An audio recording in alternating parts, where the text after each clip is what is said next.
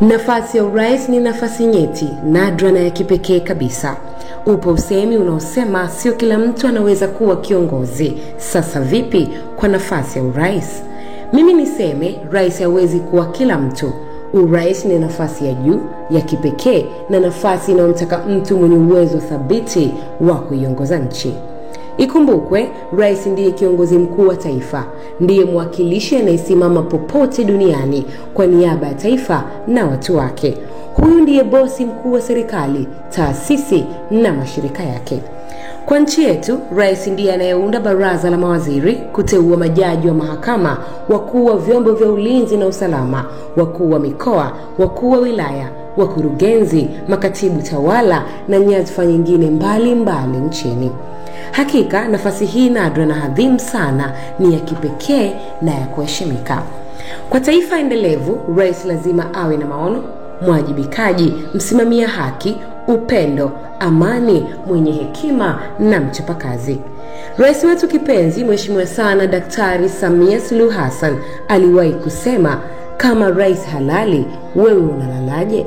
Hapa akiwa anawaambia watendaji wadogo tu, na hili liliwaeka wengi wazi kuwa rais ana majukumu mengi na makubwa. Kila upande unahitaji kauli na maamuzi kutoka kwake juu ya taifa. Hivyo nafasi ya urais sio nafasi ya kawaida kama wachache wanavyofikiria.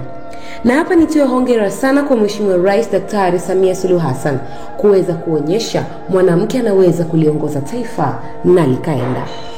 Huko kwenye mitandao ya kijamii ipo video inayosambaa ikimwonyesha mtumishi mmoja wa Mungu toka kule Arusha akitoa unabii juu ya kiti cha urais, ambapo unabii wake huu umeibua mijadala mbalimbali, na mimi nikasema nikuletee hapa ili uweze kutuachia maoni yako.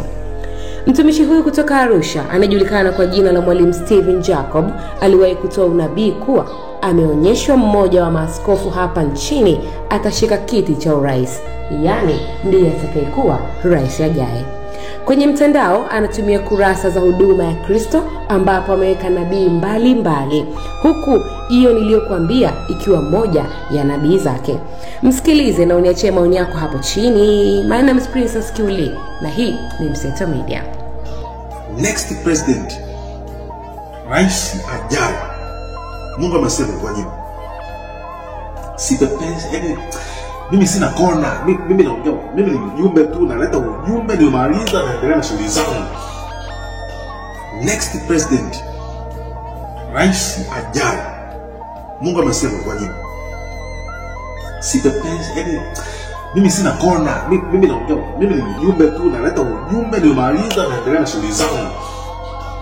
Next president, rais ajaye, Mungu amesema kwa nini?